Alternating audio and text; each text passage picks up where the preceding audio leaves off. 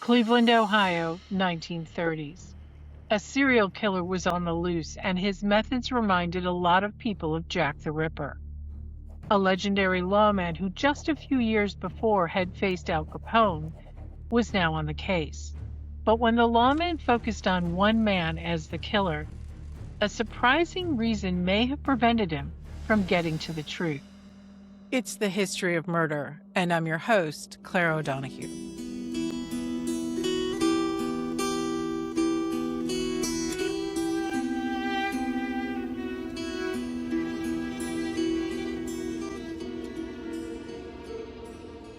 On September 23, 1935, two boys were tossing a ball in an area of Cleveland known as Kingsbury Run.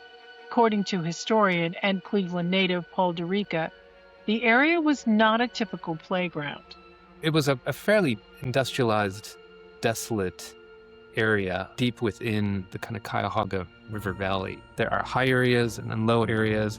And so there's this area called Jackass Hill, and there's these two young boys. It's a September afternoon. They're playing in an abandoned house, and they wander down into the Kingsbury Run area near the train tracks, and they discover the nude body, nude except for a pair of socks, of a man without a head. He's been decapitated. And understandably, this scares them, and they're really freaked out. And so they go in and get the authorities. When the police arrive, they find the body of a man laying on its side.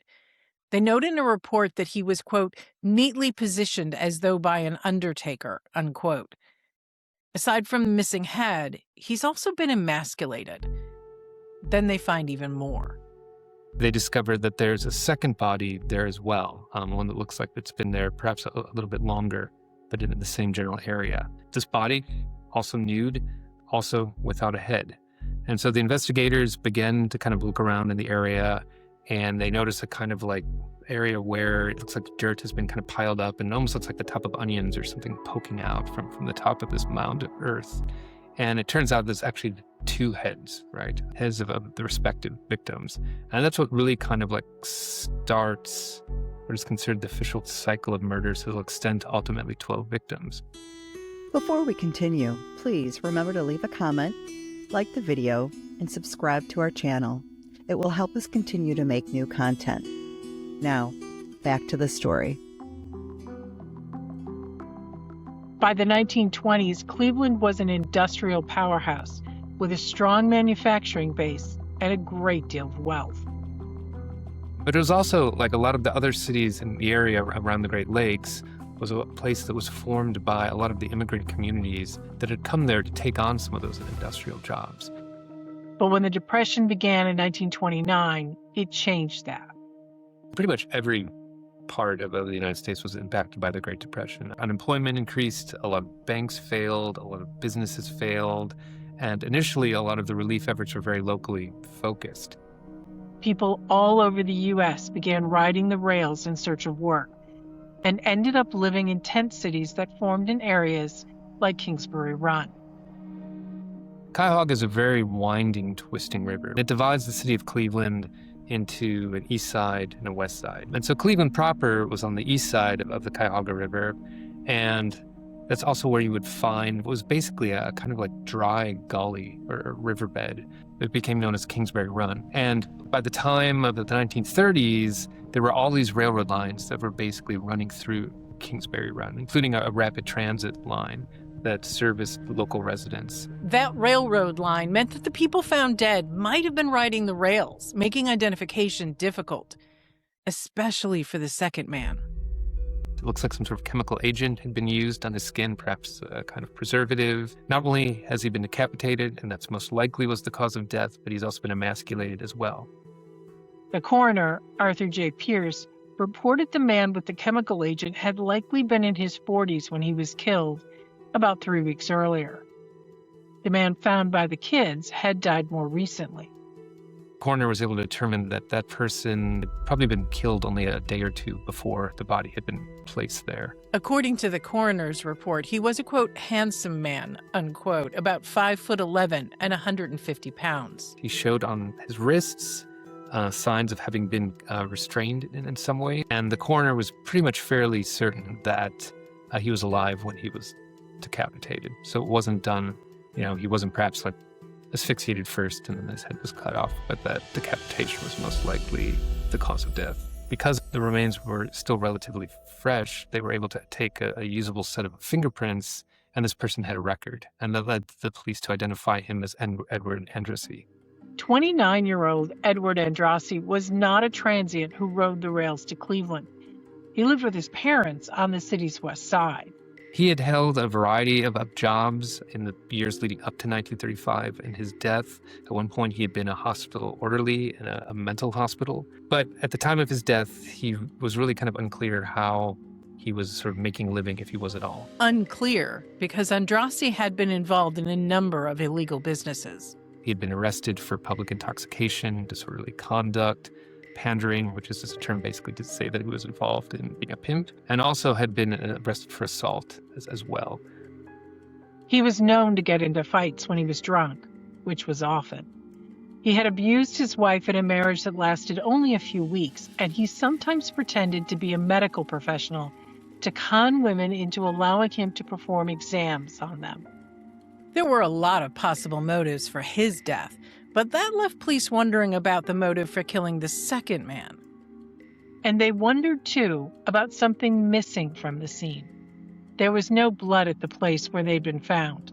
The bodies had been moved there, along with the detached body parts, and no one saw a thing. Putting them where the bodies were recovered would have taken some effort, because it seems like they were sort of deliberately positioned and placed, and it wasn't an area where, even though somewhat remote in a sort of industrial area, like people did come through, but like no one really saw anything. Investigators thought there must be some kind of like lab or abattoir or something. Before police could answer the many questions they had about the case, another victim was discovered. In January of 1936, parts of a woman were found in half-bushel baskets left near the Hart Manufacturing Building. Pieces of her body are kind of found sort of one by one, wrapped in burlap, wrapped in newspaper. First it's like a section of her torso and then a portion of her thigh. And ultimately, most of her body is recovered and reconstructed, but her head is among those things that isn't. And again, what's really sort of suspicious about how all this unfolds is the degree to which like no one actually witnessed her or saw anything. Fingerprints were used to identify the woman as 42-year-old waitress Florence Polillo. Polillo, like Andrassy, really sort of seemed to sort of sustain herself in ways that were potentially illicit and certainly inconsistent. So there is evidence to suggest that she occasionally engaged in prostitution, but that doesn't seem to be the only thing that she did. She was estranged from a husband who lived in Buffalo, and she was living in a rooming house at that time. She seemed to have several male companions who varied in terms of the extent and the length of their relationships with her. But she was also like a human being who was known by the woman from whom she rented a room. I guess she had this collection of dolls that she kept in the room that she was very proud of, and she would let like her landlady's children like play with the dolls. And I think those kind of human qualities of the victims in this case often get lost. In June, 2 boys found a man's head. The next day, his body was found nearby. The body is nude, but not emasculated like the first 2 victims, and also like whole, unlike Flo Polillo, who had been cut up into several parts. There was no help from fingerprints, but police hoped to find his identification another way. He's relatively young, probably somewhere between his early mid-20s. He has 6 tattoos on his body, and they're very distinct tattoos. One is like a set of initials. Another are the names Helen and Paul with like a dove above the names. There's the cartoon character Jiggs, who probably nobody today remembers, but was very popular in the 1930s in a strip called Bringing Up Father. The police felt that the tattoos would almost certainly lead to the man's name, and they had a unique idea of how to get the word out. Summer 36 is very big for the city of Cleveland. It's basically hosting its version of the World's Fair. the Great Lakes Exposition. Lots of people are coming to Cleveland. It's big time. And the police see this as an opportunity. So they have their own pavilion at the Great Lakes Exposition. And so they actually have like a cast made of the fourth victim, the tattooed man, and a chart made of his body with illustrations of all the tattoos. And they put that on display at the exposition, hoping that millions of people who are coming through the exposition grounds and who will pass the police pavilion might recognize this individual and help in his identification. And that's the truly mystifying thing, is that nobody seems to remember or recall this individual. In July, a decapitated 40-ish man was found in the woods. In September, another man's torso was found by a train tracks. This man was likely in his 20s and, like the first two victims, had been emasculated. Police found most of the rest of his body nearby, but they were unable to identify him. The coroner, Dr. Pearse, made clear the killer understood anatomy and was, he said, a very confident killer. The killer is apparently a sex maniac of the sadistic type. This is indicated by the condition of his victims. He is probably a muscular man. The slayer definitely has expert knowledge of human anatomy. The incisions of his knife are clean and were made in each case without guesswork. While the killer is obviously obsessed and insane, he is also shrewd, works alone, and is clever enough to avoid detection indefinitely. Because the ages, gender, and conditions of the bodies were so different, the police, unlike the coroner, were initially concerned about calling this the work of one man. It took a while for individuals to even begin to contemplate that certain crimes might be connected and that there might be a single individual involved who's perpetrating them. But the press, like Pearse, had decided it was one person, and though they couldn't give him a name, it didn't stop them from giving him lots of nicknames. The Mad Butcher of Kingsbury Run, the Kingsbury Run Torso Murderer, the Torso Murderer, the Headsman, the Mad Butcher without the Kingsbury Run part, Cleveland Torso Murderer. Yeah, there are a lot of names applied. And with the investigation making headlines and bodies turning up repeatedly, Mayor Harold Burton turned to the city's safety director, Eliot Ness. Eliot Ness is very much associated with the city of Chicago and the Prohibition era. Ness today is being remembered as, someone who went after Capone in Chicago and engaged in all of these daring raids against gangsters and raided breweries and speakeasies and things like that. Though his work in Chicago had made him as famous as the gangsters he helped take down, it wasn't satisfying, Ness would later admit. Did you ever think you wanted something more than anything else in the world? And then, after you got it, it was half as good as you expected? By 1935, Prohibition was over and Al Capone was in prison. Eliot Ness had moved to Cleveland and was now the city's director of public safety. And it was an interesting role because it basically provided him with oversight of both the police department and also the fire department. But the position in Cleveland really allowed Ness to play to his strengths. And what I mean by that is that he was actually a very competent and effective administrator. So while he did take on organized crime in Cleveland and actually did a very good job of responding to it and lessening it and breaking up some of the gangs that existed there, his really brilliance showed in police reform and modernizing the department. So he made sure the Cleveland police got all modern vehicles with two-way radios. He kind of rationalized police beats to make investigations more efficient. Before his reforms, Cleveland had one of the worst traffic fatality records in America's large cities. By 1938, the city had been given the National Safety Council's title of safest large city in America. But Ness was not resting on his laurels. In one of his earliest press conferences upon taking the role, he has a quotation that will come back to haunt him, where he states, and I love this line, he says, "Every crime has a cure." He doesn't think there's a single situation that doesn't exist for which a solution can be found through effective law enforcement. The killings were putting that belief to the test. Early on, Ness isn't too involved in the case, given his role within the city. But as the sequence continues, there's something that's called the Torso Clinic, which is convened, where the coroner gets together with the head of the police and some of the other investigators and involved in the case, and they begin to kind of look at the crimes collectively and sort of see what they can learn and what they can kind of parse out about the killer. based on the number of victims that had been recovered up to that point. And Ness is there for that torso clinic. Reportedly, he doesn't actually say much as it's unfolding, and as people are looking at the evidence again and asking questions, but he is taking a lot of notes.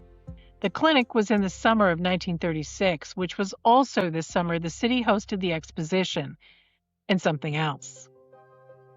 It's hosting the Republican National Convention. Ness was a Republican, certainly a Republican with political aspirations that went beyond his current position in the city of Cleveland.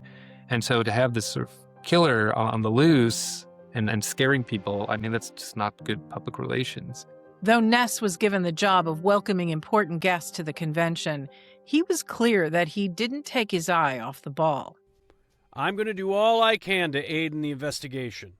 I want to see this psycho caught. By November of 1936, the story of the torso killer had become national true crime news. Official Detective Stories magazine published a lengthy article about the case and offered a $5,000 reward, over $116,000 now, to anyone who gave them exclusive information that led to the arrest and conviction of the killer. The pressure was growing daily, but Ness believed he would find his man. In crime, in accidents, and in any series of events menacing public safety, the case, the why, is the thing to ferret out.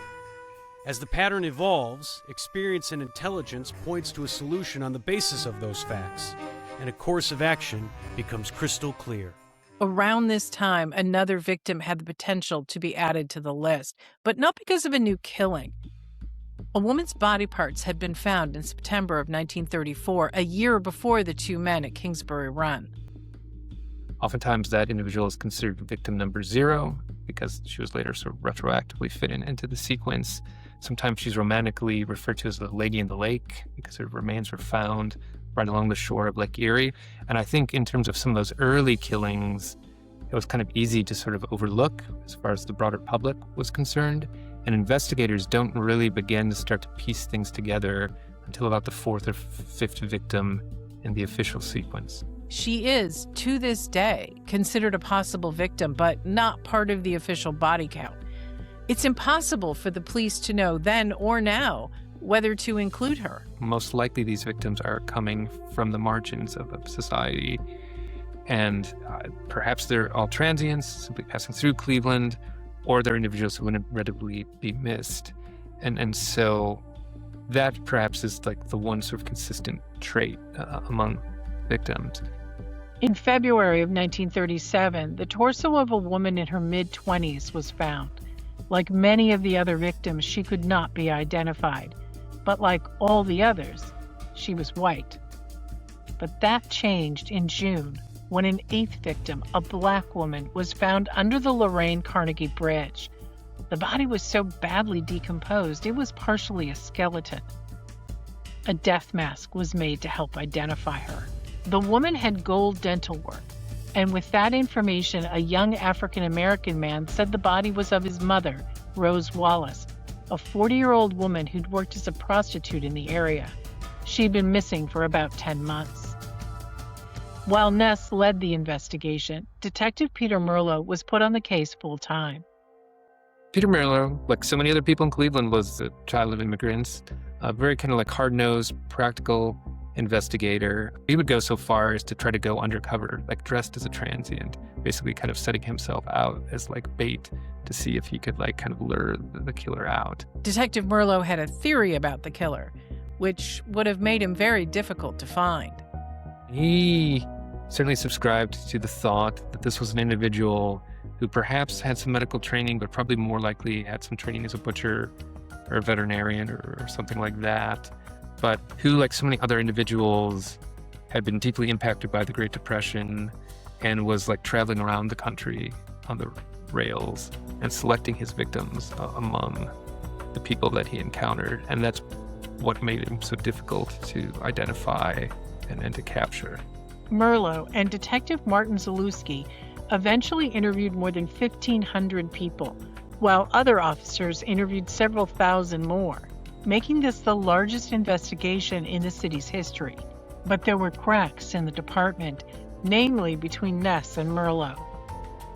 Within a few months, Ness had created a secret squad to look into the case, similar to the Untouchables in Chicago. He even visited the two boys that found the first bodies. But Merlo was not in the squad, and there's no indication that Ness shared any information with him. So now there were essentially two investigations. And this was in addition to Ness's main job of weeding out corruption and updating methods of police work. Cleveland Congressman Martin Sweeney criticized Ness for exaggerating police corruption. He said the mayor and his, quote, alter ego, the great G-man, unquote, based their findings on outdated information. They are entertaining us with the prosecution of policemen when we have Jack the Ripper in the city. And it wasn't just Congressman Sweeney who appeared to be criticizing Ness. The killer was, perhaps, making a statement of his own. But as the crimes progress, the bodies are coming closer and closer into the kind of heart of the city, so that by the time the final two bodies, 11 and 12, are recovered in a dump on the near east side of Cleveland, Ness can actually look out from his office window and see that site where those bodies are found. And so there's a sense that maybe the Cleveland police are starting to be taunted a little bit more by the killer, although it's never substantiated. In August of 1938, Ness made a startling choice in the hopes of ending the killings. If they can't apprehend the killer, they are going to do everything that they can to cut off his source of victims. So what unfolds is these sort of midnight raids on the kind of shanty towns and the Hoovervilles that are kind of all throughout Cleveland, near the railroad tracks, under the bridges, led by the Cleveland police, led by the Cleveland Fire Department. Ness himself actually goes on some of these. I think something like over 60 individuals are arrested, all transients. They're all fingerprinted, and that's key because should their bodies ever turn up in the future without heads, at least now, there's, fingerprints to be able to identify them. And then not only are these individuals arrested and basically sort of put on a train and shipped out of Cleveland, but then their shanties and all their possessions are set on fire and they're burned. And it's basically kind of cleaning out these homeless encampments. It did not go over well with the city.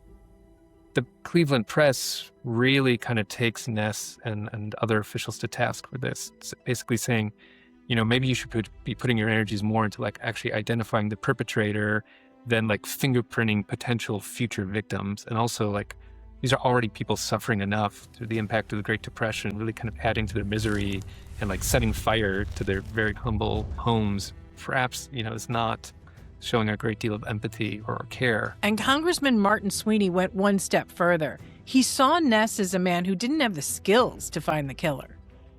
He was a Prohibition agent, and he never caught Capone. His only claim to fame is that in Chicago, he and his squad happened to run into a brewery where some old man was tending a still. They found out later that Capone had an interest in it. Despite being called out in the press and by politicians, Ness told reporters that he had actually done a good thing for the men staying in shanty towns by redirecting them out of town or to local shelters. I investigated very carefully to see if we were being unfair to these men.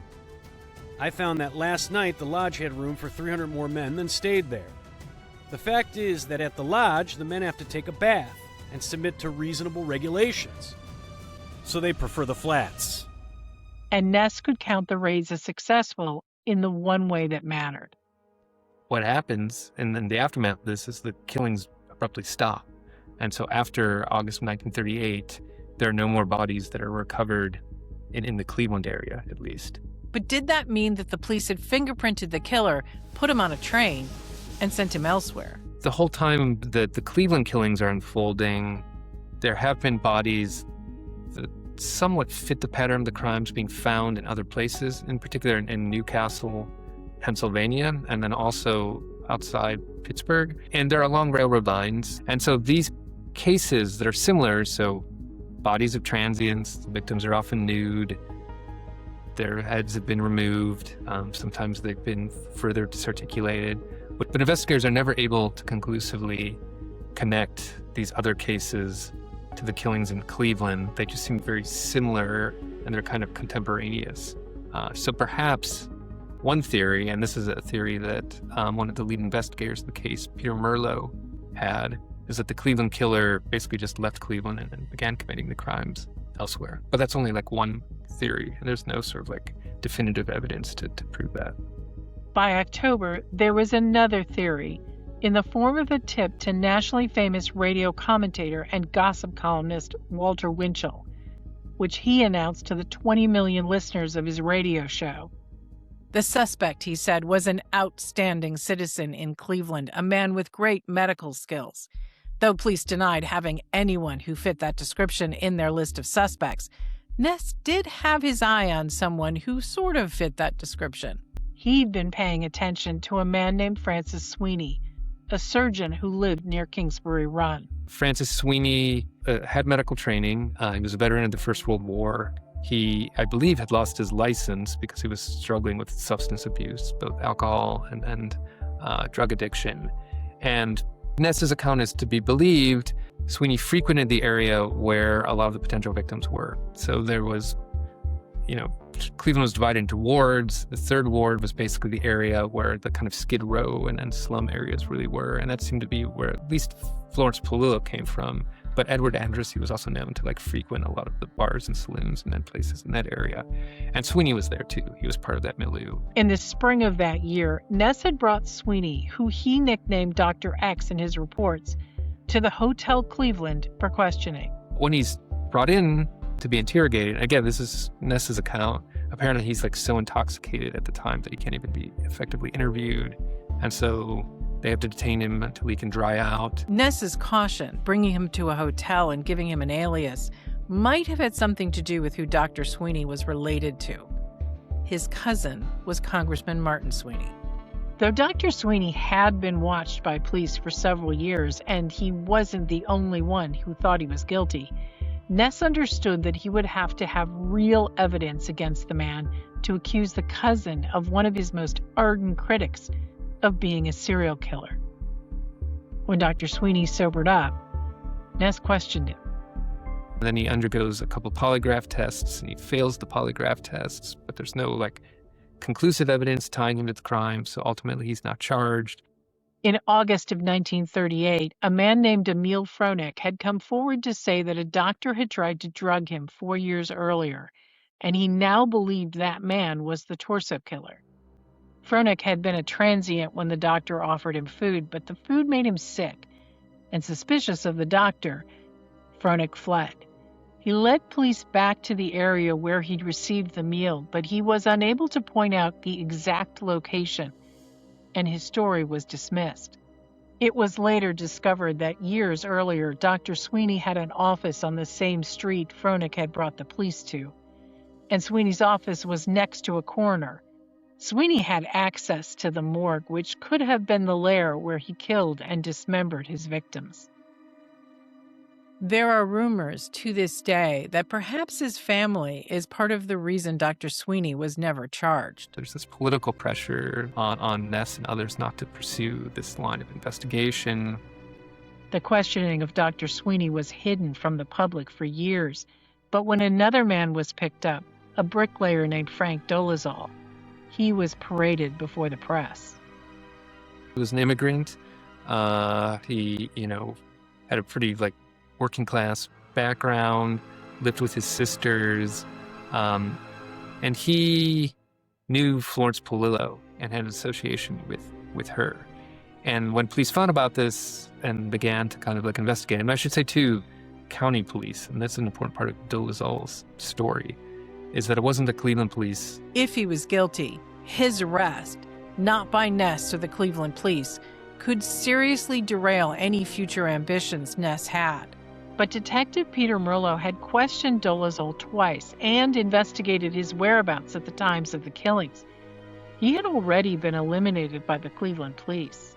The county police, for whatever reason, became fixated on him, and I think the Cuyahoga County sheriff really wanted to be able to solve this case for political purposes and the sort of benefit that it would bring to him. At first, Dolezal denied any involvement. His home was searched, and a knife was found with blood on it. He admits to knowing Flo Palullo, and then later, under very intense interrogation, admits to accidentally killing her. They had gotten into an argument, he had sheltered, she'd hit her head, I believe, against a sink, and he thought that she was dead, and in a panic, he dismembered her body and disposed of it because he wasn't certain that it would be treated as an accidental death. But Dolezal, a Slovakian immigrant who spoke little English, might not have understood what he was admitting to. In any case, he quickly recanted, and the knife found at his home had pig's blood on it, not human. While in police custody, he was found hanged in his jail cell. When his body is examined, it's discovered that several ribs of his had been broken, and most historians today believe that he was a victim of a very intense police interrogation, and perhaps like a confession was actually beaten out of him that wasn't an accurate one. No other evidence has ever emerged since to really connect Dolezal to the case, and a lot of historians today don't believe that he was the killer. There were rumors, other possible suspects, but no solution. Dr. Sweeney committed himself to an institution after the interrogation. Eliot Ness remained convinced that he was the killer, but no new evidence was ever found against him. He's the sort of figure that we want to be responsible for these crimes because he sort of like fits, someone who came from a respectable background but had kind of fallen on hard times. My actual real theory, or the one that I like, is that there actually wasn't one killer, that there were like multiple killers. To me, the killer is more interesting as like a concept, as this desire to try to find some sort of meaning and order in the midst of these violent acts. And then by creating this concept, you create this kind of meaning, and you can make sense of what's ultimately senseless. So for me, thinking about the Kingsbury Run torso murderer as this kind of boogeyman figure, that's what I find really interesting and intriguing. The case, with no new bodies and no new leads, faded from the headlines. It becomes one of those stories that sort of haunts the sort of subconscious of the city. By 1942, Ness had moved to Washington to help with the war effort. When he returned to Cleveland, he ran for mayor and lost by a wide margin. His time as a crime-busting hero had come to an end, and the lack of a solution to the torso killings had something to do with that. But the torso killings, in a way, did not end for Ness. This entire time, these like strange postcards, they're almost kind of like photo collages, like somebody's taken like newspaper clippings and posted or pasted a bunch of things on these postcards. And they're basically like sort of taunting Ness for having not solved the Kingsbury Run torso murders. And many of them are signed "Your Paranoid Nemesis." And so Ness was convinced that he was receiving these postcards from Francis Sweeney, and that Sweeney was taunting him for having failed to like solve the case. And they continue basically all the way up until Ness's death. By 1954, Ness was broke and forgotten. He cooperated with a sports writer, Oscar Fraley, to write about his time in Chicago during Prohibition. Ness gave him a 21-page accounting of his work, which Fraley transformed into the book The Untouchables. Ness didn't like it and signed away his rights to it. He died penniless in 1957 at the age of 54, just months before the book was released, and became a massive success. That book became the basis for the image of Eliot Ness that has gone down through the decades. He really sort of lived up to that image of being, a very effective lawman. Now, granted, what's also interesting about that time in Cleveland is also that's when his personal flaws really began to come to the fore. So he certainly was someone known for a certain amount of self-aggrandizement, which culminates in something like The Untouchables. He developed seems like a pretty severe drinking problem as well during that time. But to me, those flaws actually make him much more relatable than the figure that you find in the form of Kevin Costner or Robert Stack. I mean, I think the fact that he was actually able to accomplish and do as much as he did despite those human failings actually makes him much more relatable. And as someone who's a Cleveland native, it makes him just much more understandable. Eliot Ness, though now a legend in American law enforcement, did not solve his last case, and neither did Peter Merlo, the detective who dressed as a transient to lure the torso killer. He dedicated years to the investigation of this, even after the sort of killings came to an end and the sequence of murders had stopped, and he'd been sort of taken off the case. He continued to kind of poke around and investigate it. The evidence the police had collected now lives at the Cleveland Police Museum. where theories on the case are still debated. Oftentimes, these stories have some kind of ending or a resolution, right? The perpetrator is identified and then brought to justice. The mystery is resolved in some ways. And in this case, you don't have that. You just get this kind of really rich and provocative middle, but you don't really have a beginning because you don't know who these people were, who were the victims, and kind of what led to their deaths in a lot of situations. And then you don't know who was responsible for it. And so it just continues to kind of like frustrate and tantalize. What do you think about this case? Please comment below. And if you liked this story, please subscribe to the channel, hit the like and notification buttons, and let us know if there are any cases you'd like us to cover.